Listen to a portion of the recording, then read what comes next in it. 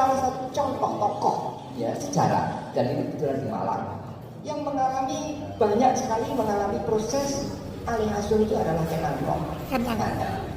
Anrok ya. Anrok ini adalah korban dari apa yang saya sebut sebagai kekerasan orang tua pada anak. Ya. Kekerasan orang tua pada anak. Begitu lahir si jabang bayi ini, si orang ini dibuang oleh ibunya di pabajangan. Pabajangan ini kata bajang ini dipakai untuk menyebut bayi yang lahir meninggal. Jadi bukan lahir selamat. Sebenarnya bocah bajang ya. Atau di kuburan itu ada kuburan yang khusus yang kita sebut sebagai kuburan bayi. Dibuang oleh ibunya, yaitu nindok itu di tengah malam di kuburan bayi di pabajangan. Ya, lalu kemudian ditemukan oleh seseorang yang sebenarnya tidak sengaja dan dia mau menyelamatkan diri, yaitu seseorang yang bernama Limbong. Ya, Limbong adalah penculik, maling, dan dia kaget ya. Ada aja di tengah malam di kuburan ini dia mendengar tangis bayi dan dia dilihat kok ada seperti suara bayi. Dia mengamati di sekitarnya, ternyata di tempat tertentu ada sesuatu yang bercahaya. Ternyata yang memancarkan laba, yang memancarkan sinar itu orok. Ya, orok itulah yang kemudian dibawa pulang dan diberi nama Ken Anrok oleh Limbong. Nah, tapi acara ini belum selesai karena acara ini akan kita lanjutkan dengan talkshow dari Pak Dwi Cahyono yang bertemakan Supatra, itu konsepsi sosiokultural Jawa dalam adat pengasuhan anak dulu dan kini. Pak Dwi Cahyono. Baik, Assalamualaikum warahmatullahi wabarakatuh. Teman-teman sekalian, selamat malam. Sampai jumpa lagi ya untuk kali kedua. Ya, kemarin juga pas penutupan pameran lukisan juga ya. Nah, kali ini juga di penutupan pameran lukisan, hanya saja kali ini temanya khusus ya. Temanya lukisan anak-anak. Jadi memang beberapa waktu lalu saya sempat bertemu Pak Agung. Saya katakan, Pak Agung, ini tanggal 20 November, ini Hari Anak Dunia Internasional. Jadi ada 2 hari anak, ada Hari Anak Nasional, ada Hari Anak Internasional. Nah, yang November anak yang kita beri konsepnya itu adalah Suputra. Jadi ada kata putra gitu ya, yang menunjuk pada anak. Nanti saya akan sampaikan itu ya. Nah, ini adalah saya akan menelisik tentang konsepsi sosial budaya, ya, sosiokultural Jawa ya. Jawa ya, sebelumnya Pak Gus, konsepsi sosiokultural di Jawa ya terkait dengan dalam adat pengasuhan anak ya. Ini sebutan pengasuhan anak itu sekarang lagi lagi menjadi pembicaraan yang hangat ya, di lingkungan ya akademik ya, yang dalam bahasa asing disebut parenting ya. Ini lebih berbicara tentang ancient parenting gitu ya. Jadi pengasuhan anak di masa lalu ya. Tetapi pengasuhan anak di masa lalu ini cara dan polanya berlanjut terus ya, dari generasi ke generasi, dari masa ke masa, sehingga menjadi tradisi pengasuhan anak. Oleh karena itu muncullah sebutan adat pengasuhan anak. Baik, nah, ini dalam rangka nyongsong sebagai ya baik. Jadi ada sebutan nama ya, sebutan nama ini Suputra ya, Suputra. Sebutan ini sebenarnya sudah dikenal di Jawa, paling tidak sebagai sebutan. Suputra itu sudah kita dapati jejaknya sebagai sebutannya. Kita dapati jejaknya pada masa Majapahit. Nanti saya akan tunjukkan bukti-bukti bahwa konsepsi Suputra ini sudah ada di era Majapahit. Di Jawa sekarang sebutan Suputra sudah jarang digunakan orang. Mungkin banyak yang tidak kenal itu apa itu Suputra. Tapi di Bali, dalam masyarakat Bali, masyarakat Hindu di Bali, konsepsi Suputra ini masih dilakukan hingga sekarang. Anda bisa browsing di internet ya, Anda bisa menjumpai sejumlah tulisan yang berkenaan dengan konsepsi suputra dalam konteks budaya Hindu Bali ya, sosio budaya Hindu di Bali. Nah, saya akan mengawali dari akar konsepsi suputra, akar, karena konsep ini ternyata sudah ada sejak masa yang amat lampau. Sebutan yang digunakan adalah suputra. Nah, ini sebenarnya merupakan kata gabung ya dari dua kata. Kata yang pertama adalah kata su. Ya. Kata su ini acap dipakai, ya. Tapi jangan ditambah dengan su, ya. Ya. Tapi karena ditambah artinya malah berlawanan arti, ya. Su itu artinya baik, ya. Artinya baik. Ada satu keraton di Banten yang namanya Suprosoa, gitu ya. Ini adalah rasa yang baik, terutama rasa airnya, gitu ya. Ada banyak lagi kata su. Jadi kata su kemudian ditambah dengan kata putra. Kata putra masih kita kenal hingga sekarang. Yang menunjuk pada anak ya, anak. Nanti kita akan bicara siapa yang disebut anak. Gitu ya. Nah, putra itu adalah sebutan untuk anak yang berjenis kelamin laki-laki. Pada masa lalu ada banyak istilah untuk menyebut anak. Ya. Selain disebut putra atau kadang-kadang ditambah menjadi putra, ya. putra. Ya. Ada juga yang kata anak juga dikenal, ya. Anak dia, anak dia, anaknya, gitu ya, anak. Ya. Ada juga yang kata yang ini jarang digunakan, itu adalah sunu. Ya. Sunu itu juga anak. Ada teman saya bernama Sunu, saya tanya, ada disebut nama Sunu, gitu. Dia tidak bisa jawab, gitu ya. Nah, kemudian ada weka itu anak, misalnya Pinaka weka, itu yang dianggap sebagai anak, gitu ya. Nah, kemudian ada varian lagi ya, yang menyebut anak dalam kaitan dengan usia, ya. Nah, yang dalam kaitan dengan usia, karena sebutan anak ini sebenarnya memiliki rentang usia dari tahun pertama yang ketika lahir sebagai bayi, yaitu pasca prenatal atau pasca natal, ada prenatal dan pasca natal. Jadi ketika usia 1 tahun sampai sebutan ini sebenarnya digunakan sampai anak itu menjelang dewasa. Ya. Nanti transisinya yang kita sebut sebagai remaja, ya. Dari anak ke dewasa itu adalah remaja, gitu ya. Nah, jadi sebutannya begitu ya. Sebutannya anak ini adalah ada tentang usia ya. Jadi kita bisa bayangkan ya, pada tidak antara usia 1 sampai kurang lebih 20 tahunan ya, sampai 20 tahunan. Sebelum seseorang itu menjadi matang ya. Nah, dalam istilah asing ada maturation ya, atau dalam bahasa Indonesia diserap jadi maturasi. Jadi ada maturasi itu ada 2 macam. Ada yang kita sebut sebagai maturasi fisik ya, physical maturation itu, maturasi fisik ya. Misalnya kalau biasanya kalau umur tandanya itu misalnya sudah balik gitu ya, misalnya kalau laki-laki mulai tumbuh kumis gitu ya. Kalau saya mengatakan sama si anak-anak itu ya berarti dibantah orang karena bremosi, apalagi bremosi mulai putih gitu ya. Kita ujung Perempuan juga gitu ya, ada petanda-petanda ya. Itu tergambar misalnya di payudara misalnya, atau pada pinggul yang mulai membesar dan seterusnya ya.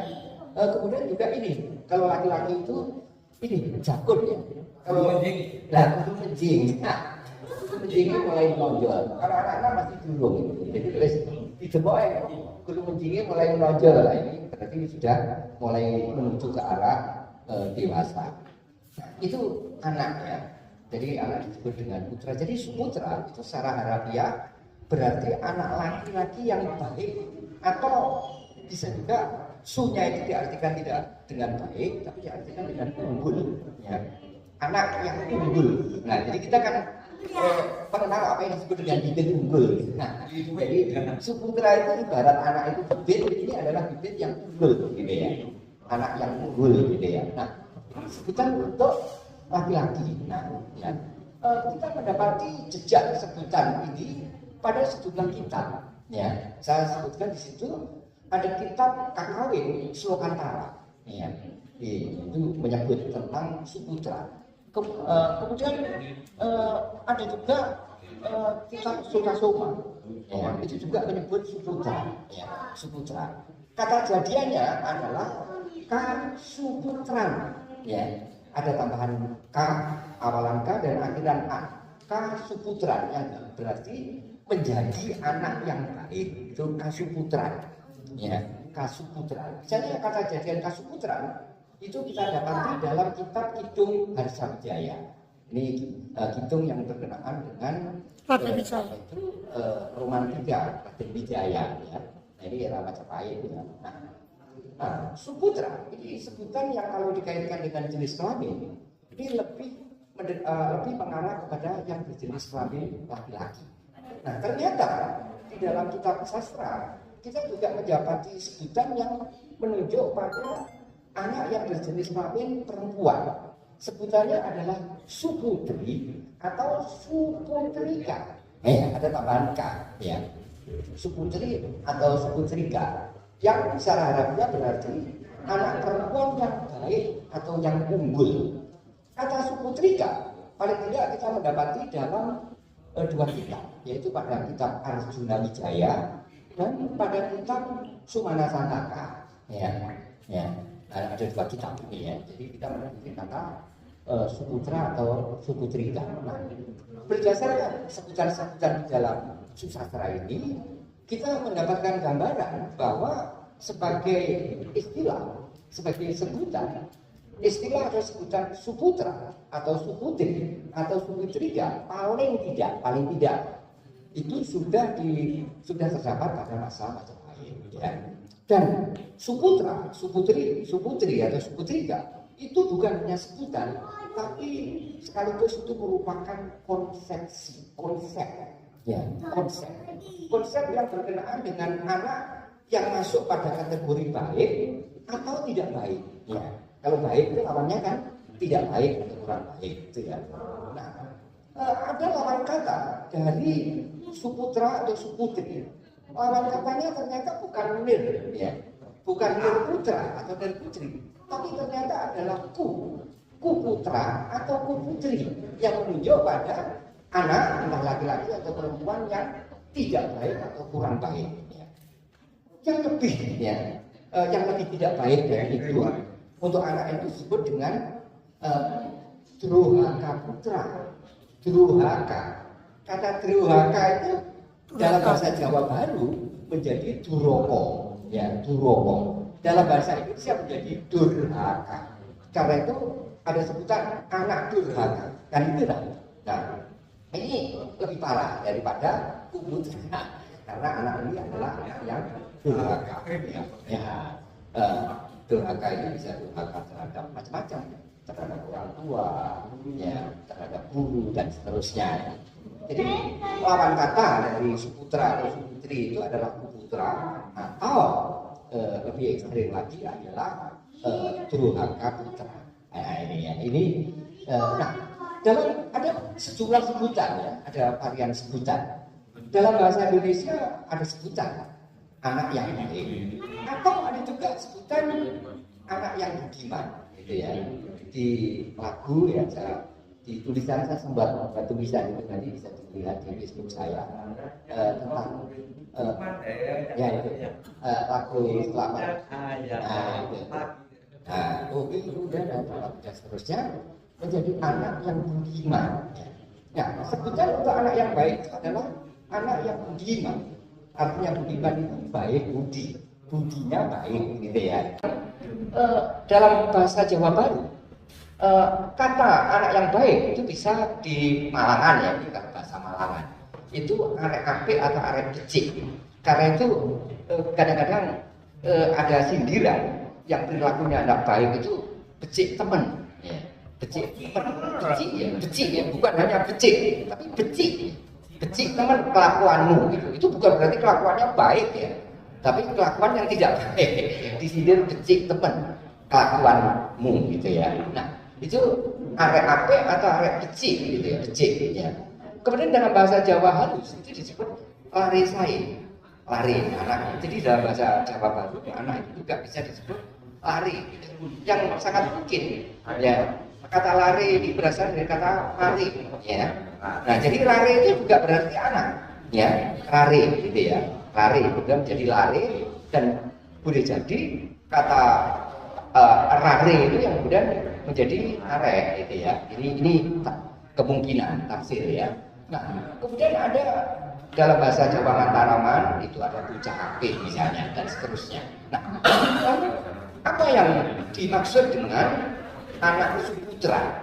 Nah istilah suputra atau suputri ini adalah istilah etik ya, istilah etik. Karena di balik kata ini ada aspek etiknya ya. Apa aspek etiknya, nanti kita akan lihat apa aspek etiknya. Nah anak suputra sebagai istilah etik ini bisa diartikan sebagai anak baik pria atau wanita yang berperilaku baik ya, berperilaku baik, kemudian cerdas, jadi punya kecerdasan, kemudian bijak ya, dan berbudi pekerti luhur. Nah etiknya ini terutama tergambar di yang terakhir ya, berbudi pekerti luhur, budi pekertinya luhur, luhur budi pekertinya. Ada satu pendapat ya, dan ini banyak diyakini oleh orang ya, terkait dengan anak yang baik.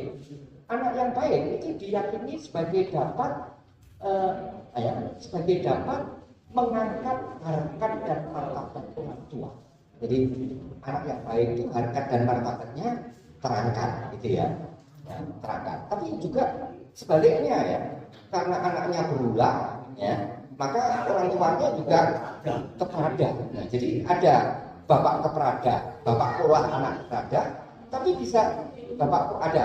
Jadi mungkin adik-adik belum begitu kenal ya, sekitar bapak pola anak keperada itu karena bapaknya berulah, anaknya yang menjadi korban. Tapi bisa saja anak pola bapak keperada. Kita masih ingat apa itu kasus panjang dulu ya. Sebenarnya kan bermula dari anaknya yang berkaitan dengan pacarnya dan sebagainya itu ya. Terus kemudian bapaknya terseret, terungkap kasus pacarnya. Nah, jadi saya tidak menyebut namanya ya. Artinya siapa yang berulah ini salah satu akan menjadi korban. Kalau yang berulah bapaknya, anaknya jadi korban, dan ini banyak. Bapaknya kakian pola, anaknya jadi korban. Ini bapak pola, anak keperada. Tapi bisa sebaliknya, anaknya yang pola, yang keperada bapaknya. Nah, itu ya. Tapi sebaliknya, anak yang suputra, anak yang baik, dapat mengangkat harkat dan martabat orang tua. Ini yang pertama. Kemudian ada juga yang berpendapat bahwa anak yang baik itu dapat menjadi kebanggaan keluarga. Keluarga bangga, anaknya menang lomba, anaknya dipuji dan seterusnya itu ya. Beda kalau anaknya dicela ini ya. Nah, ini dapat mengangkat harkat dan martabat keluarga, bahkan masyarakat terangkat dengan adanya anak yang baik ini ya. Nah, bukan yang ini, bahkan diyakini dapat menyelamatkan orang tua dari api neraka. Nah, di Islam begitu ya. Karena itu doa anak kepada orang tua yang masih hidup atau meninggal ini sangat penting ya.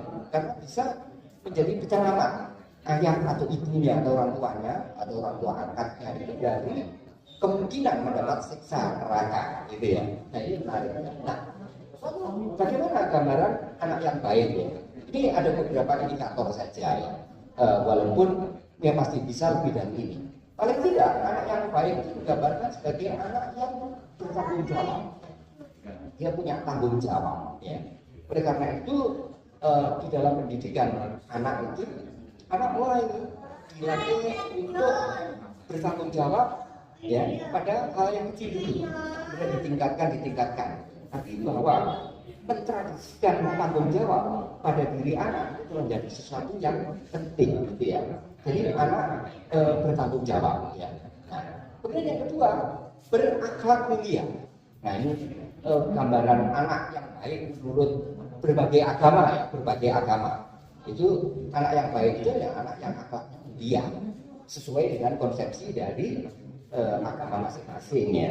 Nah, setiap agama saya kira tidak ada yang tidak menginginkan, mengidealkan anak yang baik dengan akhlak yang mulia. Ini adalah gambaran ideal. Nah, kemudian sopan santun, ya, sopan santun, ya. Kadang hanya disebut sopan saja, kadang disebut santun saja, atau disebut berangkai menjadi sopan santun. Kemudian berani mengungkapkan pendapat. Oleh karena itu di sekolah ini kan juga diajarkan, ayo kalau ada pendapat sampaikan. Ini penting ya di pendidikan supaya anak mampu untuk mengekspresikan dirinya. Jadi anak yang mampu mengekspresikan dirinya, pendapatnya, unek-uneknya dan seterusnya, apa yang dia pikirkan, ini salah satu indikator. Kemudian, nah ini mau meminta maaf. Ini yang sekarang juga jarang kita dapati. Terus jelas-jelas salah, gitu ya. Berani untuk meminta maaf, ini salah satu indikator. Kemudian indikator yang lain adalah tahu berterima kasih, termasuk tahu berbalas budi, gitu ya. Tahu berbalas budi, nah itu ya.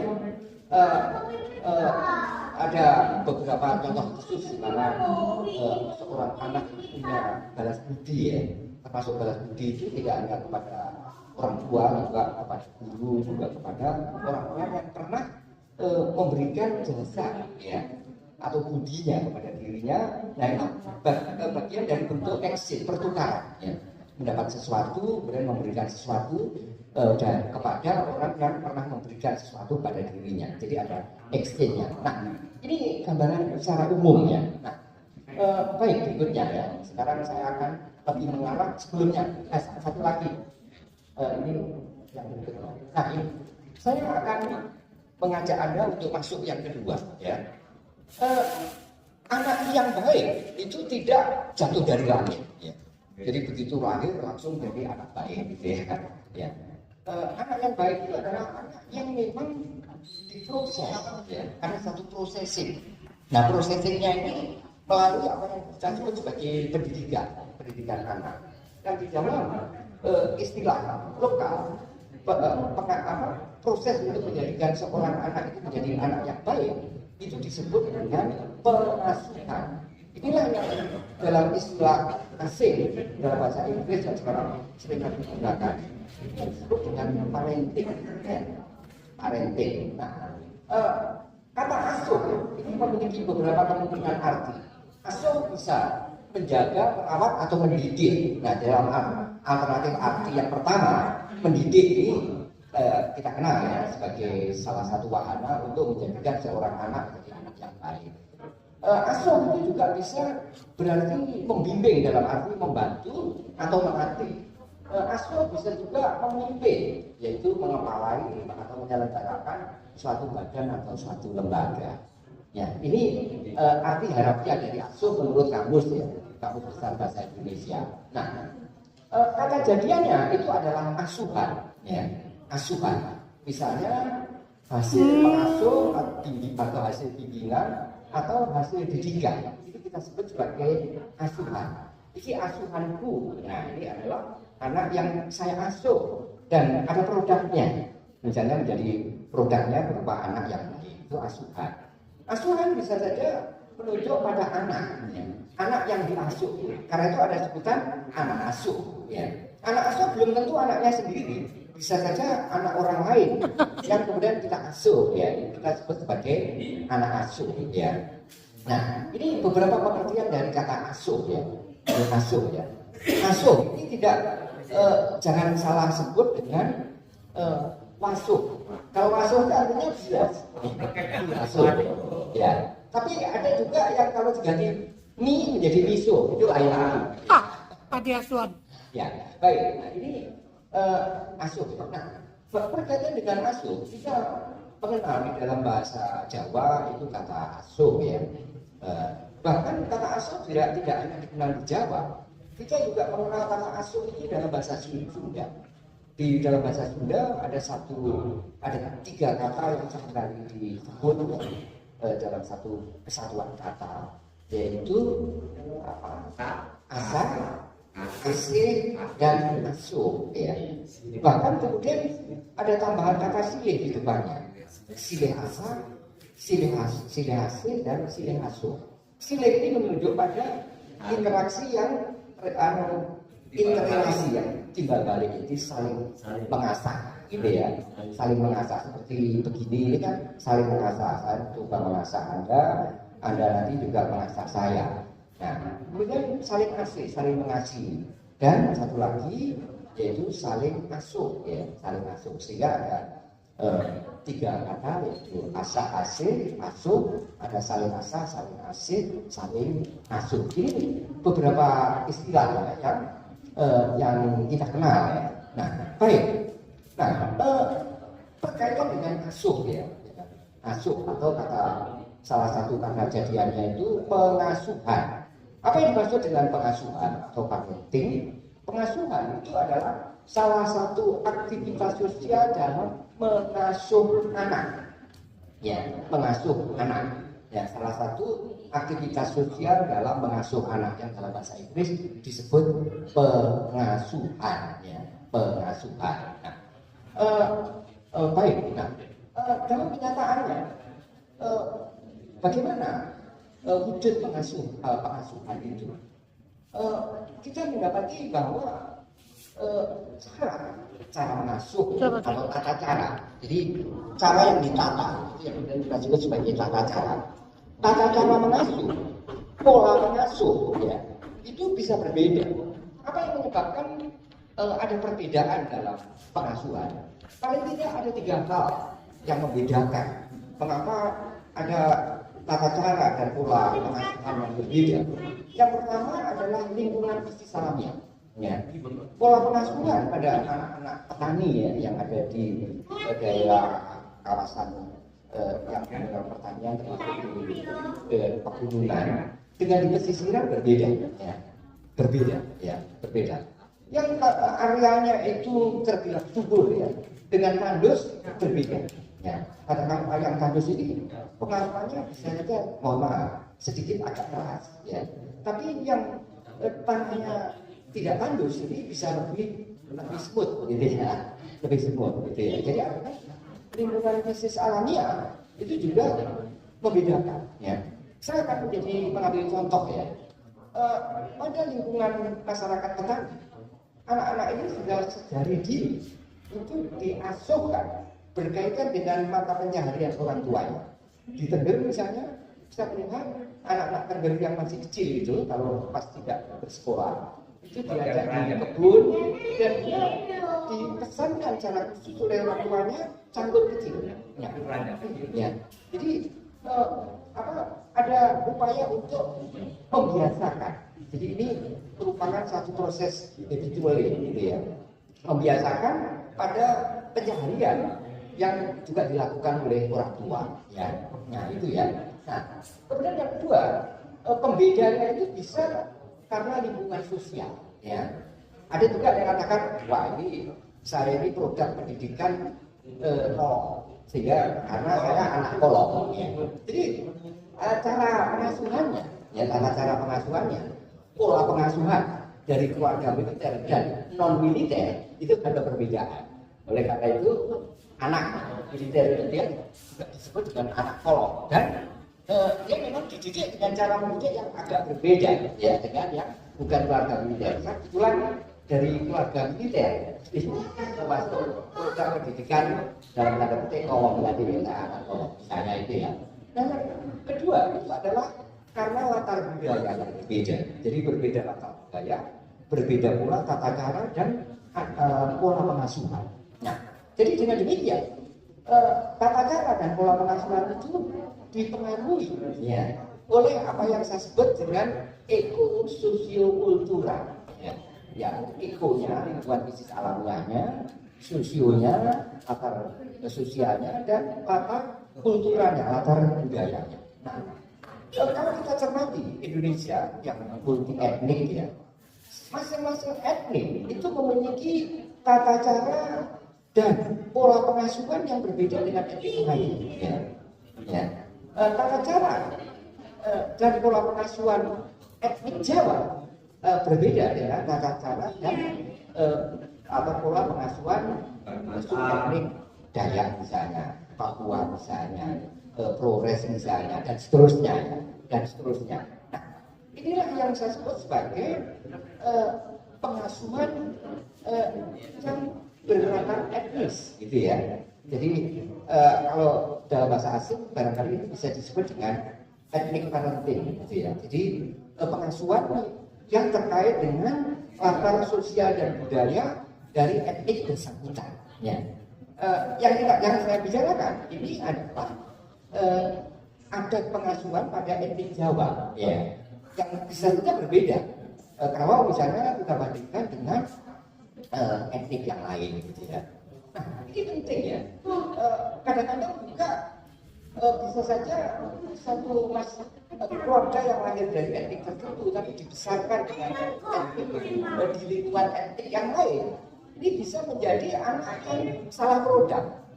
Saya masih ingat ada satu novel di era Balai Pustaka karya Abdul Muiz, salah asuhan, ya gitu ya, salah asuhan. Hanafi, ya, ini adalah orang Hindu tapi dibesarkan pada masyarakat, pada satu keluarga yang lingkungannya barat, ya. Akhirnya dia tercerabut dari akar budayanya dan dia tanggung. Jadi masyarakat pribumi juga tidak, dari masyarakat Belanda juga tidak, gitu ya. Jadi kalau Londo ya jadi Londo Jowo, atau Jowo Londo. Nah, ini yang digambarkan di dalam novelnya Abdul Muiz itu adalah salah asuhan, gitu ya, salah asuhan. Ya. Nah, kemudian kita juga mendapati ya, jadi siapa yang mengasuh ini yang sangat penting ya. Ada satu contoh bagaimana Tarzan yang diasuh oleh binatang, ya, sehingga ada perilaku binatang yang juga ada pada diri Tarzan, ya, sebelum kemudian Tarzan ketemu manusia yang lain, gitu ya.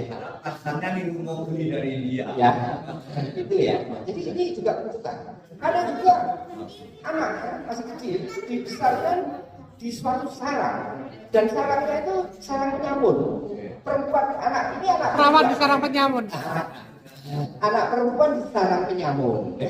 Ini menarik ya. Nah, saya akan mengambil beberapa contohnya. Pengasuhan ini sangat penting. Mengapa? Karena pengasuhan ini dilakukan yang dilakukan terhadap anak. Ini yang dilakukan ketika anak itu pada usia gini, ya. Usia gini. Jadi dilakukan sejak anak itu lahir sampai seperti yang saya katakan itu, sebelum yang bersangkutan itu matur, ya, matang, baik secara fisik atau secara sosial budaya, gitu ya. Tapi yang menarik belajar kita, pengasuhan pada masyarakat etnik tertentu, misalnya di Jawa, di Bali, itu bukan baru dilakukan setelah anak lahir, tapi diasuh itu sejak anak dalam kandungan, ya. Sejak anak dalam kandungan. Jadi ibu yang mengandung anak dalam konsepsi lama itu digambarkan sebagai wanita yang sedang melakukan yoga, ya. Jadi mengandung anak itu bagi perempuan masa lalu, ya, itu beryoga. Nah, jadi dan itu akan mempengaruhi anak yang ada di dalam kandungan. Oleh karena itu, nah, jadi di beberapa masyarakat etnik pengasuhan ini tidak baru dilakukan pasca Natal, tapi sampai prenatal. Karena itu ada beberapa ritual juga ya yang dilakukan pada prenatal, gitu ya. Dan ini berkaitan dengan fase-fase pertumbuhan janin. Ini bagian dari pengasuhan, ya. Nah, lalu nanti sampai pengasuhan. Ya. Nah, Bapak Ibu dan saudara sekalian, pengasuh ini pada dasarnya adalah guru, ya. Siapapun pengasuh, ya, anaknya, siapapun pengasuh anak tidak selalu ya, tidak senantiasa diasuh oleh orang tuanya sendiri, ya. Tidak selalu diasuh oleh orang tuanya sendiri. Orang tuanya itu bisa bapak, ibu, kandung, atau bisa saja angkat, ya. Tapi ada juga bapak atau ibu yang kita sebut, kalau ibu kita sebut sebagai ibu asuh. Ibu asuh tidak selalu dari ibu kandungnya, tapi bisa saja orang lain, gitu ya. Kita kenal sebagai ibu asuh. Nah, pengasuhan yang pertama itu adalah pengasuhan yang dilakukan di lingkungan apa yang disebut dengan keluarga kecil, nuclear family, gitu ya.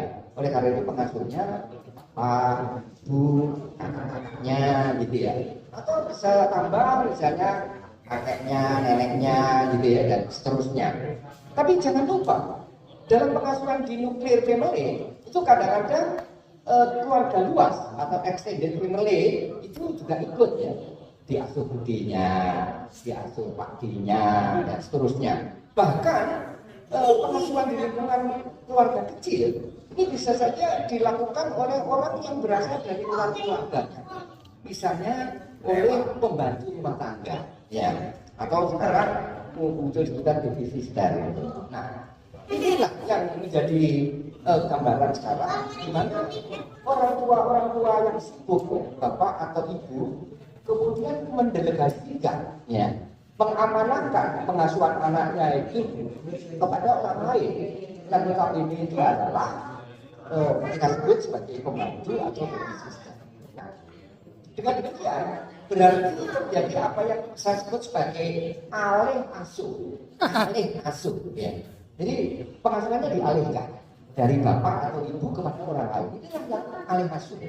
Nah, bisa saja terjadi alih asuh itu benar asuh, ya, kalau yang mengasuhnya itu orang yang benar. Tapi alih asuh itu bisa jadi salah asuh. Salah asuh. Nah, ini anaknya si asuh itu kalau orang Jawa nyebutnya cangkemnya trocok. Bolak-balik bisa musuh. Anak ini akhirnya saya bisa ngomong 1-2 itu dia ngomong pertama yang dia bisa itu adalah cuk. Nah, karena pembantunya ini bolak-balik bisa musuh. Ini alih asuh yang salah asuh, ya. Baik, saya akan mengambil satu contoh di sejarah.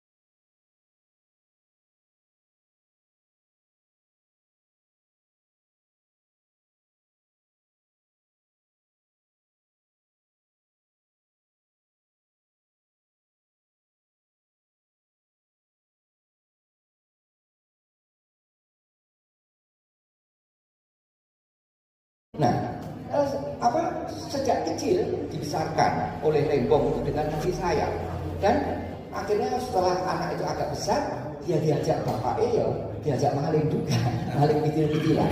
Oleh karena itu, angkrok nantinya juga dia menjadi maling juga, ya, maling juga, termasuk maling perempuan juga, ya, gitu ya. Nah, maling itu yang dipalingi tidak ada barang, tapi juga bisa manusia yang lain. Ya, gitu ya. Karena itu ada Noroyono maling, ya, gitu, kisah tentang Krishna Noroyono yang mencuri Rukmini, gitu ya. Nah, Rukmini itu dicuri karena apa? Karena roknya ini, gitu ya. Namanya Rukmini, ya. Sehingga cerita yang disebut dengan Kresnayana itu dalam Malayalam Jawa disebut dengan Noroyono maling, gitu ya. Jadi angkok ini akhirnya juga terlibat dalam pencurian. ya.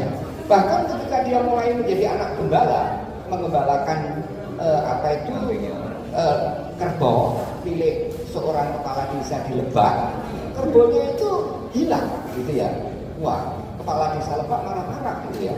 Anak-anak ini hilang, saya nggak tahu. Bisa saja itu dijual oleh Anggro. Ya ini kenakalannya. Nah, akhirnya dia terusir dari rumah keluarganya Lembong karena Lembong harus menanggung hutang dan seterusnya. Anggro menjadi anak jalanan. Ketemulah dengan Bambu Samparan yang penjudi, gitu ya. Nah, judi online. Nah, lengkaplah sudah, gitu ya. Dari mulut harimau ke mulut buaya, ya. Nah, sejak kecil sudah dilibatkan di dalam perjudian karena apa? Karena Bambu Samparan itu mendapatkan suara dari langit jika mau menang di perjudian. Kata kuncinya adalah anak kecil. Dibawalah Anggro di meja perjudian dan hobinya memang di anak ini. Nah, kalau judi itu kan ada hobi nih. Nah, menang, gitu ya. Akhirnya Anggro kita kenal ya sebagai seorang penjudi. Bahkan ketika Gawi itu bertemu dengan Anggro, ya itu di India melakukan pemujaan di satu tempat suci untuk Dewa Wisnu, mendapat suara di Dewa Wisnu tidak ada di kuil ini. Kalau kamu mau mencari di mana saya, carilah di Bima Jawa. Nah, carilah saya ada pada seseorang ya, yang di telapak tangannya itu ada gambar cakra. Carilah di tempat perjudian. Ya, itu maksudnya dicari dan ketemu di tempat perjudian yang namanya Taloka. Taloka itu ada di Duren, sekarang namanya Desa Talok. Nah, itu ancient casino, ya. Casino di Talok, ya, di Duren. Ketemunya di situ di meja perjudian dan seterusnya. Ini contoh ya. Tapi Anggro pada saatnya dia juga jadi orang genah. Karena setelah bertemu dengan sahabatnya, yaitu Tita, itu putra dari kepala desa Gunung, Anggro kemudian mulai belajar kepada guru. Ya. Nah ini inilah guru pertama Anggro yang disebut dengan guru janggal. Nah, jadi itulah masa pendidikan awal Anggro itu kepada guru janggal. Oleh karena itu Anggro itu akhirnya menjadi hadir sebagai sosok yang hitam putih. Ya. Ada hitamnya, tapi tidak hitam-hitam, tapi juga ada putihnya walaupun tidak putih. Ya. Dan Anggro itu digambarkan secara manusiawi. Orang itu kan dia tidak putih-putih lah gitu ya, tapi tidak kurang temen gitu ya. Ada putih, nah inilah pada diri Anggro. Jadi ini memberikan gambaran kepada kita bahwa alih asuh itu bisa benar asuh, tapi alih asuh itu bisa jadi salah asuh, ya, jadi salah asuh. Baik. Nah, siapapun yang mengasuh anak itu bisa kita sebut sebagai guru. Nah, ini yang berikutnya saya akan berbicara tentang guru. Nah, dalam konsepsi Hindu ya, saya kira konsepsi ini juga tidak hanya berlaku di Hindu, tapi juga berlaku di agama-agama yang lain ya. Saya pakai Hindu ya. Dalam konsepsi Hindu ada apa yang disebut dengan catur guru. Catur itu artinya 4. Ya. Nah, ada 4 macam guru, gitu ya. Ada 4 macam guru.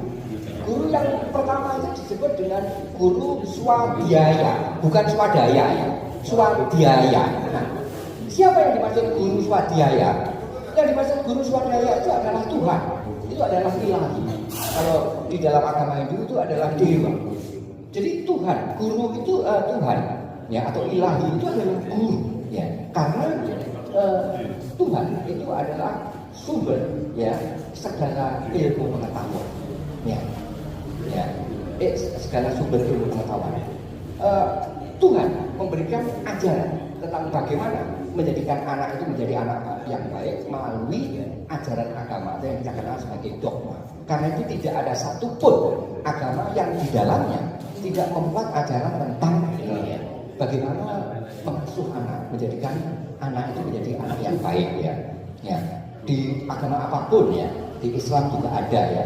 Anak yang kalau perempuan itu disebut dengan apa? Anak yang apa? Soleh. Kalau perempuan soleha. Ini contoh ya. Dan bagaimana menjadikan anak yang soleh dan soleha ini ajaran agama turun ya. Dan ajaran ini datang dari ilahi. Karena itu Ilahi punya formula-formula untuk pengasuhan anak. Ini yang pertama. Nah, guru yang kedua itu adalah guru wisesa. Siapa guru wisesa? Pemerintah sebagai pemimpin bertanggung jawab untuk mencerdaskan bangsa. Karena itu salah satu konsepsi kenegaraan Indonesia itu adalah mencerdaskan kehidupan bangsa, gitu ya. Nah ini tanggung jawab pemerintah. Pemerintah membuat lembaga pendidikan, mengangkat guru, membiayai untuk membuat kurikulum dan seterusnya. Nah ini adalah guru wisesa. Jadi kalau pemerintahnya tidak konsen pada pendidikan, ya pendidikan di daerahnya menjadi tidak baik, gitu ya. Nah Malang ini contoh ya, daerah yang memang masa pemerintahannya sejak masa Hindia Belanda. Apakah hanya Hindia Belanda? Tidak. Malang itu menjadi pusat pendidik itu semenjak masa Hindu Buddha. Nanti saya akan menunjukkan kan, jejak-jejaknya ya. Nah ini adalah pemerintah. Nah berikutnya adalah apa yang disebut yang keempat dulu ya, guru pengajian. Ini bukan berarti mesti di pondok-pondok pesantren. Ini artinya kaji ya, kaji. Ya. Jadi ada lembaga-lembaga pengkajian. Inilah yang kemudian kita sebut sebagai sekolah. Apa itu sekolah yang formal, yang non formal ataupun yang informal. Ya, yang informal. Nah, lembaga ini yang sekarang ini ya sekolah, ya, tapi non formal. Dan sekarang ini kita juga bersekolah, gitu ya. Ya, ada gurunya. Saya kan LLO itu jadi guru sekarang. Ya. Ada LLO, baik-baik kok, bukan LLO. Nanti LLO. Pak Cirele berarti ya. Nah, ada sebagai murid, sebagai siswa ya. Nah, satu lagi adalah guru rupaka. Nah, guru rupaka itu adalah orang tua, ayah, ibu, atau kita sebut sebagai ibu asuh, ayah asuh, ya. Atau bisa saja mewakili orang tua, adiknya, budinya, mbahnya, itu juga bisa. Nah, inilah ya. Jadi teman-teman sekalian, pada masa lalu kita mengenal suatu sebutan yang disebut dengan guru, pakai GH, ya. Sekarang kata guru masih digunakan. Bahkan di dalam susastra lama, di dalam prasasti, kita mendapati kata guru bakti. Dalam prasasti tahun 943, yaitu prasasti Purandungan, atau kita sebut juga prasasti Panawidya, di dalamnya disebut tentang adanya kata guru bakti. Oleh karena itu, memberikan gambaran kepada kita semenjak tahun 900 pertengahan, ya, abad 10 pertengahan di Polowijaya itu sudah ada tempat pembelajaran, ya. Karena itu dan itu terus berlanjut nanti dilakukan oleh ayahnya Kenderes, ya, Pupurwa itu ya. Nah karena itu dapat dipahami jika di Panawidya itu terdapat dalam konteks Panawidya itu ada sebutan guru bakti. Artinya bakti kepada guru, termasuk juga bakti terhadap ajaran guru. Ya. Nah, guru itu acap kali diberi sebutan kata sandang itu dah, ya, bukan sang, ya, bukan sang, bukan sang guru, ya, itu dah, ya, itu pakai ditulis DANG atau pakai DH, ya, atau kadang-kadang ditambah dengan dan yang guru, ya. Dan yang guru, bukan sang yang guru, ya, tapi dan yang. Nah, tempat untuk berguru itu disebut, nah kita mengenal namanya peguruan, ya, tempat untuk berguru, bagi peguruan itu, ya. Nah, peguruan itu bukan saja tempat untuk berlatih silat, ya, tapi juga tempat-tempat pembelajaran. Ini juga peguruan dalam konteks pembelajaran, ya. Nah, ada sebutan lain. Nah ini kata-kata guru, yaitu ada beberapa kata yang bisa digabung. Ada kata mandala, kadewa, guruan. Kata guruan ini berasal dari kata guruan. Nah, mandala itu adalah satu lingkungan yang punya batas tertentu, ya, batas tertentu, ya. Kadewa, guruan. Kata guruan guru dalam guruan ini menunjukkan bahwa tempat ini yang disebut mandala, kadewa, guruan itu adalah tempat untuk belajar. Karena itu di mandala kadewa guruan itu ada guru, ya. Nah guru itu macam-macam, ada dewa guru, ada raja guru, ada maha guru dan seterusnya. Ini ada peringkat-peringkatnya, ya, peringkat-peringkatnya. Nah selain satu pihak itu ada guru, pihak lain, di sisi lain, ya, di pihak lain itu ada apa yang disebut dengan sisya. Kata sisya itulah yang kemudian menjadi siswa. Ya. Sisya pun juga bertingkat-tingkat. Yang paling awal, sisya di peringkat paling awal itu kalau laki-laki sebutannya Bambang, kalau perempuan sebutannya Endang. Ya, itu. Karena itu beberapa tokoh di Pandawa ketika masih usia muda dan di masa pembelajarannya dia disebut dengan sebutan Bambang titik-titik. Ya. Bambang Ekoloyo, Bambang Sumantri, Bambang. Nah itu macam-macam ya, Bambang titik-titik gitu ya. Jadi Bambang ini siswa yang usianya muda dan dia masih peringkat awal ya. Bukan mahasiswa ya. Mahasiswa itu bukan Bambang tapi beng-beng. Itu merek coklat itu. Oh benar. Iya. Nah selain ada kata Mandala Kadewa Guru, ini tempat terutama jadi begini ya. Pada agama Hindu dan juga Buddha, kehidupan yang panjang itu dibagi menjadi 4 bagian. Masing-masing bagian itu disebut dengan selama. Nah karena 4 maka disebutlah catur selama. Nah, selama yang pertama itu disebut dengan Brahmacarin. Ya. Brahmacarin itu terbentuk dari 2 kata, Brahma dan Acarya. Acarya itu artinya guru. Karena itu sebutannya juga Dang Acarya. Ya, dia guru. Ya. Acarya Ya. Jadi apa itu Brahmacarin? Itu adalah berguru, belajar kepada acarya, belajar pada guru, mak guru. Ya. Nah, ini fase pertama. Fase pertama itu dilakukan pada seseorang yang transisi ya dari anak-anak ke dewasa. Karena itu mulai biasanya di masa remaja. Belum sampai, tidak betul-betul sampai dewasa ya.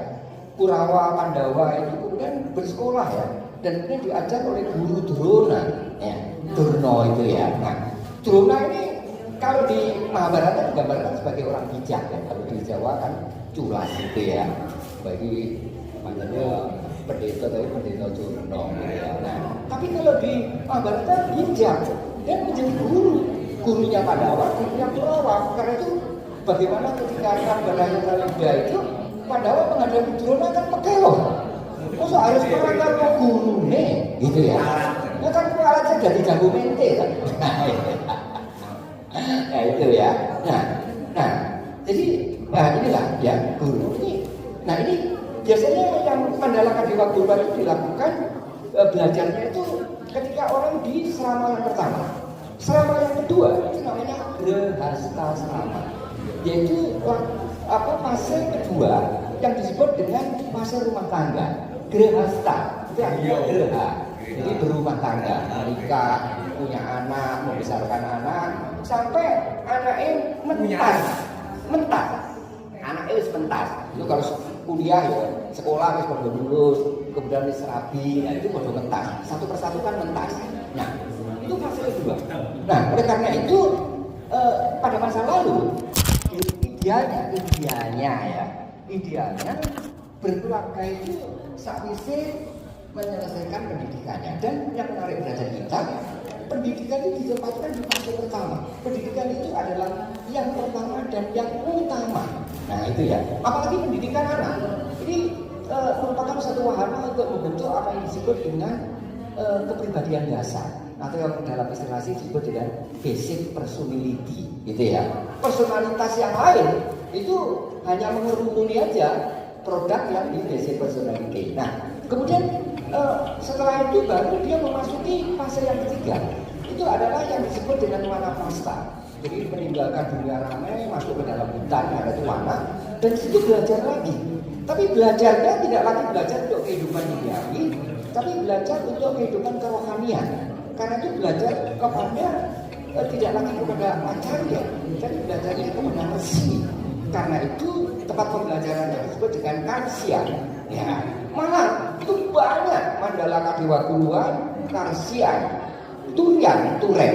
Nah, itu salah satu Mandala Kadewa Guluan yang sangat terkenal, bahkan punya franchise. Ya, punya di Turen dan 4 cabang lainnya, total ada 5. Salah satu di antaranya mandalanya disebut dengan Kasturi kata kasturi itu menjadi tulen. Salah satu di antara kasturi genting. Nah tulen kan di sana, Mangan Selatan, genting di Trogomas. Nah itu namanya kasturi genting. Itu franchise-nya. Nah itu ya, cabangnya ya. Sangat mungkin saat bentuk tempat Anrok belajar kepada guru Janggar itu juga cabang dari Triantapada gitu, yang diasuh oleh Kuparot ya. Nah, baik. Nah, jadi ini adalah masa pembelajaran yang fase kedua. Jadi tidak hanya belajar di usia muda, tapi menjelang tua, dan yang terakhir itu sanyasa atau sanyasi. Nah, yang terakhir yang ingin saya sampaikan teman-teman sekalian bahwa hari guru, nah ini penutup ya. Hari anak dan internasional, hari anak dunia dan hari guru nasional. Ini kebetulan dengan terpaut sepekan ya. Oleh karena itu ada baiknya peringatan hari guru dan peringatan hari anak itu diintegrasikan. Dan kita membicarakan dua momentum ini dalam suatu topik yang kita bicarakan hari ini. Jadi jika Anda ingin menjadikan anak Anda sebagai anak yang suputra atau suputri, jangan salah guru. Carilah guru yang benar. Terima kasih. Wassalamualaikum warahmatullahi wabarakatuh. Rasanya kayak mau diajak tidur gitu ya, didongengi kantor-kantor gitu ya. Ya wis, terima kasih Pak Dwi Cahyono. Saya kasih. Ini jelas baca tulisan saya di sini. Oh iya, gitu ya. Mas, kapan sesi 2-nya? Oh iya, sesi keduanya. Ini pakai perlu ada tanya jawab nggak nih? Oh iya, pakai ya. Ya wis, kita kasih kesempatan 1, 2 aja. 3. Ya wis. Ada siswi.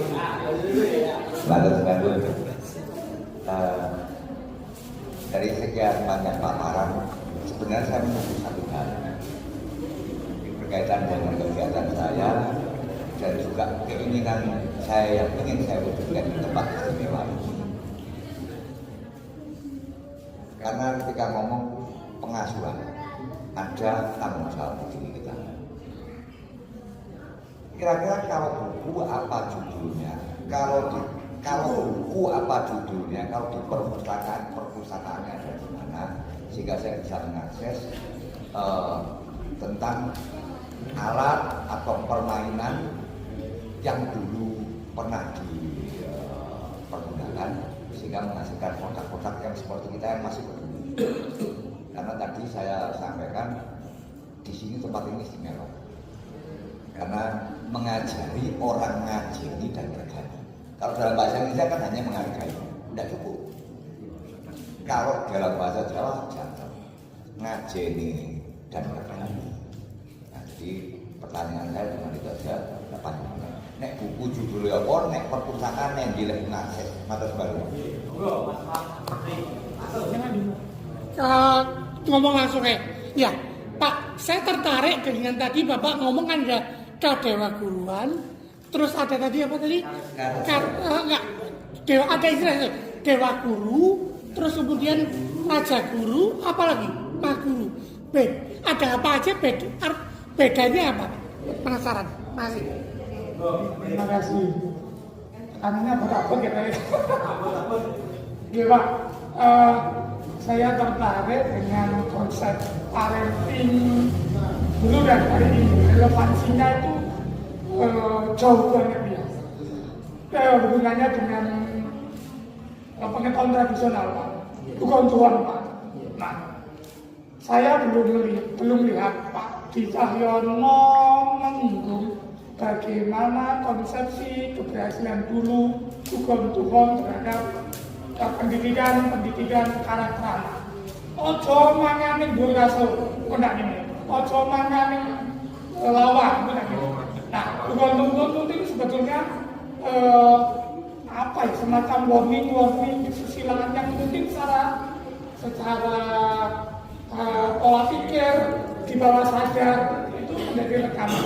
Tapi ketika itu hilang semuanya, Gen Z anak hari ini itu tidak mendapatkan sebuah akses warning yang lebih hangat, lebih soft, sehingga dia mencari hal-hal itu dari luar. Kedua, ini menjadi kelemahan kita bersama. orang-orang barat, Walt Disney dan seterusnya itu mengangkat pelajaran-pelajaran itu melalui film-film animasi, Pak. Anjali, film semut itu konsep-konsepnya orang-orang dewasa, tapi yang dikemas menjadi animasi untuk anak-anak. Sehingga ketika belajar anak-anak di barat itu lebih dewasa, lebih konseptual karena mereka sudah sejak kecil disoftkan melalui film-film animasi. Nah ini kita kalah. Sebetulnya ada wayang, kemudian ada dongeng. Nah itu semua sudah hilang, Pak. Jadi bagaimana caranya merelevansikan konsep pengetahuan zaman dulu ke hari ini melalui bahasa yang sama, tapi mungkin dengan gerak atau cara yang berbeda. Yang ketiga, Pak, ini ada borong. Monggo ketemu seperti nah, di background itu kan Hariti atau Dewi Duya. Tapi ada hal lain itu Kuera. Tapi kok sama-sama menjadi penyayangan. Nah, maksudnya bagaimana Pak dalam ajaran Buddha? Terima kasih. Jawabnya itu suwi-suwi ngantuk. Ngantuk ya. Baik, baca ya. Jadi kalau kita buat badan itu baca ya. Jadi ada pengasuh ya. Kemudian ada yang diasuh gitu ya. Asuh itu ya anak asuh. Kalau orang tua ya orang tua asuh ya. Jadi dua pihak. Nah, lalu ada yang tiga lagi, komponen yang ketiga itu adalah bahan untuk pengasuhan, dan yang ketiga termasuk di dalamnya adalah media atau wahana pengasuhan ya, wahana atau pengasuhan. Nah, saya akan membicarakan tentang ini tentang triangle ini ya, jadi atrium ini segitiga ini. Nah, jadi dalam proses pengasuh itu seperti yang saya katakan menjadi hal yang penting. Oleh karena itu kita perlu betul-betul menelisik ya, kalau kita mau mempercayakan anak itu, mengamanahkan anak itu untuk diasuh oleh orang lain, termasuk pembantu. Kita mesti menelisik siapa pembantu itu. Ya, kita perlu tahu latarnya, gitu ya. Juga masa murah di bayarannya, gitu. Nah itu ya, kita perlu tahu dan apakah yang bersangkutan itu betul ya bisa memberikan pengasuhan, karena dia bagaimanapun juga pembantu itu akan menjadi guru dari anaknya, apalagi jika orang tuanya sibuk ya kerja sampai sore atau sampai malam gitu ya, menjelang larut malam baru pulang. Itu kan sebagian besar anak itu bukan pembantu. Nah, jadi kalau pengajarnya salah, anak ini menjadi anak yang kita sebut sebagai anak kurang ajar gitu ya, karena diajar oleh pengajar yang salah gitu. Tapi juga yang menjadi penting lagi adalah materi ajar apa yang diajarkan pada anak. Oleh karena itu banyak mulai dulu sampai sekarang itu kita mendapati dalam tanda petik semacam referensi, formula yang bisa digunakan oleh para pengajar, pengasuh, apakah itu orang tua ini untuk proses pengasuhan kepada anak. Ya. Pada kitab-kitab sastra misalnya, yang seringkali juga disebut-sebut ya, misalnya kayak di Bali itu dijadikan sebagai referensi ya, dari susastra. Yang ini susastra yang dipandang sebagai susastra suci itu adalah Bhagavad Gita. Ya. Bhagavad Gita itu di dalamnya membuat tentang ajaran-ajaran, tentang nilai-nilai yang luhur, dan itu bisa digunakan untuk pengajaran. Itu tulisan saya menyebut ada apa yang disebut dengan satu dharma. Itu yang saya ambil dari saya petik itu dari Bhagavad Gita. Nah, ada juga kitab lama ya yang memuat tentang ajaran itu adalah Niti Sastra. Nah, kitab-kitab lama yang ada kata niti-niti gitu ya, ada niti apa itu biasanya memuat tentang ajaran-ajaran ya, nilai-nilai yang bisa dipakai untuk referensi pengajaran ya kepada anak, pada orang yang dewasa. Kemudian juga ada kata kitab ulang. Ada banyak kitab ulang ya. Salah satunya ulang misalnya itu. Tapi kan ada ulang-ulang yang lain, asal bukan kata ulangnya itu yang ditambah sara, jadi ulangnya dari ulang sara, gitu. Nah ini mungkin beberapa tidak kenal itu ulang sara baju, ya baik ya. Jadi ini adalah beberapa. Nah salah satu di antaranya tentu adalah kitab suci ya. Masing-masing kitab suci kan memuat itu ya, sesuatu yang baik, sesuatu yang tidak baik dan seterusnya itu. Nah kitab-kitab suci ini juga menjadi sumber ajaran. Ini yang termasuk kategori yang pertama tadi ya. Jadi apa itu kalam Tuhan, kalam ilahi gitu ya. Itu juga menjadi referensi untuk proses pembelajaran. Nah yang berikutnya lagi itu adalah apa yang kita sebut sebagai wahana untuk belajar. Wahana banyak sekali wahana untuk belajar, termasuk wahana untuk belajar itu adalah alat permainan ya. Misalnya bagaimana mendidik anak itu agar berhemat, agar dia punya tradisi menabung saving. Alat permainannya adalah dakon misalnya gitu ya. Misalnya jadi, ini ada banyak media-media pembelajaran, termasuk lukisan itu sebenarnya media ajar ya. Paling tidak kalau ini asah, yang diasah tidak hanya pengetahuan dalam lukisan itu, tapi yang diasah adalah budinya. Ya, budinya. Ini mana? Ya, oleh karena itu mengapa kemudian kegiatan melukis ke anak-anak, pameran anak dan sebagainya penting karena di balik rupa ini ada macam-macam ya. Bagaimana anak itu mengapresiasi alam, misalnya anak mengapresiasi sungai misalnya gitu. Ini kan membangun relasi ya.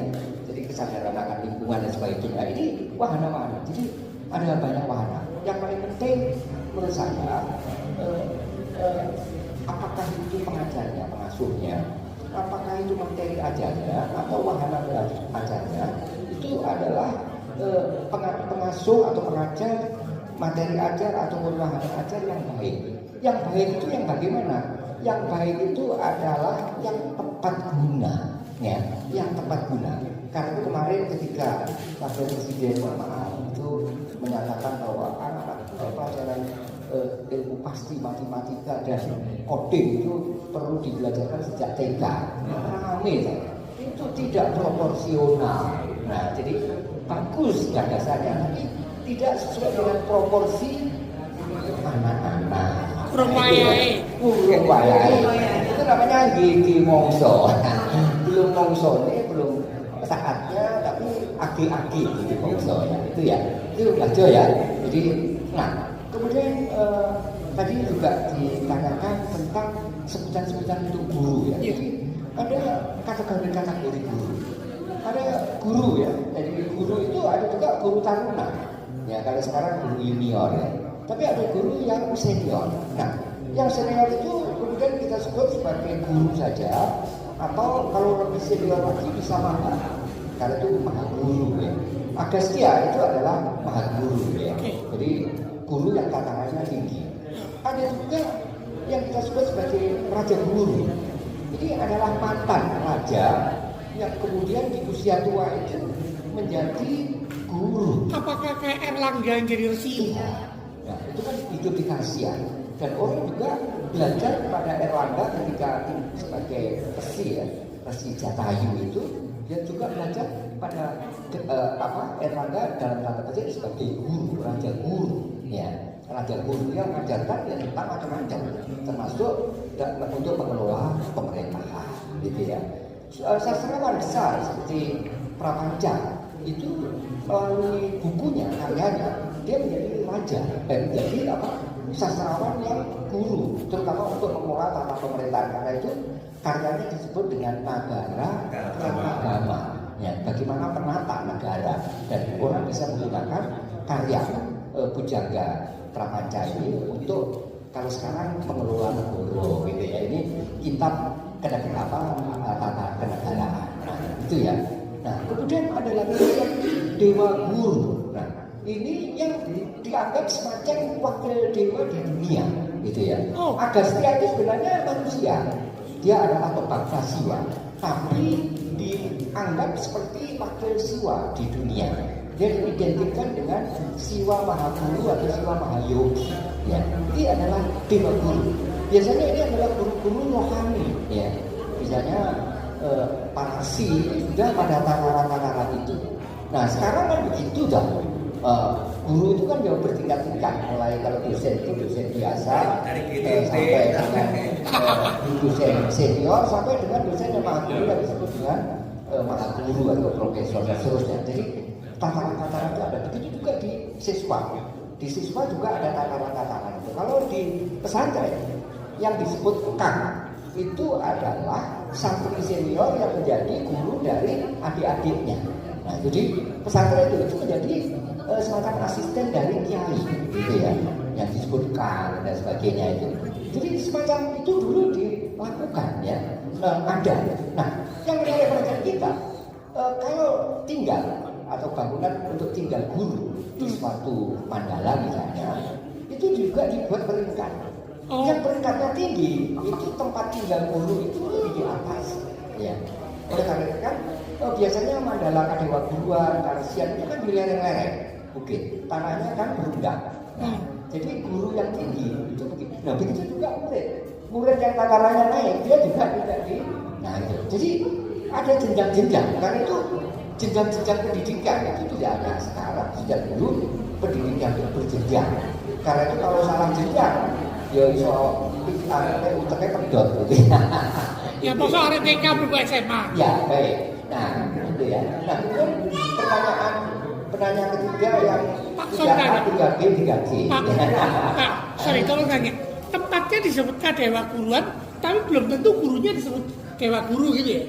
Nah, nanti kita lihat yang ada di sana siapa? Apakah setataran Dewa Guru atau Raja Maha Guru atau bisa saja itu secara khusus malah Raja Guru? Ya. Nah kalau Resi juga ada Raja Resi. Sorry, Resi kalau tempatnya Raja seperti Resi. kayak tadi umpamanya bukan Maha Guru, hanya Maha Guru bukan Dewa Guru gitu. Lah kok tempatnya disebut Kadewa Guruan gitu lah Pak? Iya. Secara keseluruhan Oke. itu disebut Kadewa Guruan. Tapi di situ kan yang level tertingginya Dewa Guru. Nah, tapi yang ada tidak orang kan tiba-tiba jadi Dewa Guru kan tidak, gitu ya. Mesti ada naik jenjang. Nah itu, saya kira begitu. Nah, kemudian pertanyaan yang ketiga, yang pertama ini tentang gugur-gugur. Ini cerita ya, pada satu saat saya itu didatangi serombongan mahasiswa dari Unesa, jurusan sastra Jawa. Saya, loh, kamu mau nyari saya kan di Malang, aku di Surabaya, rombongan di rumah saya. Itu untuk wawancara kepada saya itu tentang apa yang disebut dengan gugur tubor. Nah, dia mendapat tugas dari dosennya untuk mencari informasi, narasi, literasi tentang gugur tubor. Nah, kamu mau nyari di Surabaya? Nggak ketemu, Pak. Dia mencari di Tulungagung sempat ketemu teman saya senior. Terus dia katakan, kamu cari di Malang aja, tanya Pak Juli. Keberukan. Menarik ya. Jadi kata gugur tubor, pertama ada kata gugur, ya. Ini berkaitan dengan kata guguan, ya. Karena itu kita mengenal kata gugu ya. Gugu, ditiru, guru itu kan dianggap ada yang menjelaskan itu secara akronim ya. Guru itu digugu lalu ditiru, disingkat jadi guru. Tapi ada yang dipelesetkan guru itu wagu tur guru. Nah seperti saya ini, nah, guru wis wagu, guru bisa. Nah itu guru dalam arti wagu tur guru. Ya. Nah, jadi ada yang digugu. Artinya ada sesuatu yang kemudian digugu, ya. Digugu artinya dipedomani, dianggap sebagai dalam tanda petik benar, gitu ya. Tuhon. Nah, kata Tuhon itu yang diyakini sebagai. Jadi kalau dipelesetkan sebagai ajaran dari Tuhan, gitu ya. Itu kan kebenaran. Tapi itu yang dianggap sebagai benar, ya. Nah, apakah yang digugat Tuhan kan itu mengajarkan sesuatu yang benar? Atau kalau ini pendidikan, apakah ada aspek edukasinya? Ada, tapi kita tidak literal, dibalik. Pesannya itu dibalik, ya, dibalik. Misalnya, mohon maaf, anak-anak itu dikatakan ojo itu yang sumur, ya. Jangan berubah di dalam sumur, bibirnya akan sumbing, lambungnya buing. Nah, coba kalau tidak ada ini, sumur itu kan kotor. Anak-anak itu yang kono, gitu ya. Pernah waktu ada kecil-kecil gitu ya, di tempat saya itu sumur, di tempat saya itu kan ada sumur ya, bukan sumur bor ya, itu sumur bener, sumur lama gitu, dari itu. Buang kotoran di situ, dilihat ya, hanya iseng aja. Wah, ojo. Nah, bayangkan kalau orang udah di sumur dan kemudian airnya dipakai untuk macam-macam ya, untuk minum, untuk memasak, kemudian untuk berwudu dan sebagainya kan jadi air kotor. Contoh, ojo kencing di sumber air, gitu ya. Engkau gondangi, ya itu laki-laki. Itu kemaluannya bisa membesar. Kalau enggak, sumber air uyung ya, bayangkan. Nah itu kan itu. Nah, jadi macam-macam ya. Jadi artinya di balik itu ada misalnya perempuan ojo dodok nang ngarep lawang gitu ya. Lek dodok nang ngarep lawang nomoknya kan jadi kelihatan ya orang kakokan gitu ya. Nah dan sebagainya. Itu saru. Itu tidak pantas. Paling tidak itu tidak pantas ya. Itu jangan dilakukan karena oleh karena itu yang penting dari Google itu sebenarnya selain menangkap apa pesannya, itu sertainya dengan penjelasan. Ya. Ada memang logika yang tidak sama persis ya dengan logika umumnya. Tapi di balik Google itu ada logikanya. Kalau itu berkaitan dengan mitos, saya meminjam apa yang dikatakan Levi Strauss, itu ada apa yang disebut dengan mitologikanya. Jadi logika di balik mitos. Nah ini ya. Yang penting itu yang kita sampaikan supaya orang kosong duit. Nah aku itu pengen kok enggak duit ya berarti tiap hari itu tak itu ya itu ya. Nah jadi ya perlu ada penjelasan ini yang pertama. Kemudian yang kedua itu mengenai apa ini? Film animasi yang menjadi media ajar. Oh, Parwati ya, baik. Saya Parwati dulu ya. Jadi kita, tadi saya juga menanyakan juga untuk Parwati. Jadi Parwati itu penting ya. Pak ini menarik ya. Jadi sebagai dewa, dewi ya, Parwati itu tidak hanya dikenal di agama Hindu, tapi juga agama Buddha. Ya. Bahkan di Buddhis cukup kuat. Ya. Parwati itu sebelumnya adalah seorang yang yaksi ya, raksasi gitu ya, raksasa perempuan yang suka makan anak, jadi raksasa ya, makannya daging ya. Dan dia paling suka itu makan anak-anak, makan anak kecil ya. Jadi kalau sate itu kayak makan sate cempe, sate empuk gitu ya, sate kelinci, jadi aku kelinci gitu ya. Pojok pitik, pitik bangkok, makan mati kurang itu beda ya, kotor ya itu ya. Nah, dia suka makan anak-anak. Tapi setelah kemudian menganut ajaran Buddha yang mengenal ahimsa, berubah total dari pemangsa anak, pemakan anak menjadi penyayang anak. Nah, itu ya. Nah, yang menarik dari kita, apa itu Haniti yang juga disebut dengan men berayut. Kata berayut itu beranak pinak. Ya. Karena itu digambarkan dia seperti orang yang anaknya banyak. Di Bali, men berayut itu digambarkan sebagai seorang yang sebenarnya dia bukan anaknya sendiri, dia seperti ibu panti asuhan yang anaknya paling gede sampai tidak mengurus anak. Dan jadi di rambutnya yang gimbal banyak tumonya dan sebagainya. Karena apa? Dia menghabiskan hidupnya itu perhatiannya itu untuk anak-anak. Oleh karena itu Dewi Hariti itu disebut sebagai Dewi penyayang, Dewi kekayaan, tapi bukan kekayaan uang, tapi kekayaan penyayang anak. Yang kekayaan uang itu suaminya. Suaminya. Ada relief merah juga didukung anak. Ya itu. Jadi memang keduanya ini juga sangat dekat dengan anak-anak. Di Bali paling tidak kalau tidak banyak dua, jadi digendong satu dituntun gitu ya. Itulah yang kemudian mengilhami Orde Baru untuk mengatakan dua anak cukup tapi gitu ya. Ini bukan nomor loro ya. Nah gitu. Baik, kemudian yang terakhir ini paling akhir apa tadi ya? Enggak, terakhir itu. Ini tadi ya, guys. Itu Pak Gong. Suaranya kan. Pas mataku ya ngantuk ya. Ternyata pengasuhan banyak ceritanya mulai dari zaman klasik sampai sekarang, dan kita bisa mengambil kesimpulan bahwa pola asuh yang terbaik adalah ada pada orang yang memang punya keahlian, passion untuk mengasuh. Ya, dan orang tua adalah pola pengasuhan yang tepat. Gitu ya. Terima kasih semua, Bapak Ibu sekalian, adik-adik semua. Pertemuan hari ini kita akhiri. Mudah-mudahan nanti akan ada diskusi-diskusi selanjutnya. Terima kasih. Saya mengingatkan tanggal 7 ada pembukaan pameran dari Empu Gampingan anak-anak alumni dari ISI Yogyakarta. Terima kasih. Assalamualaikum warahmatullahi wabarakatuh.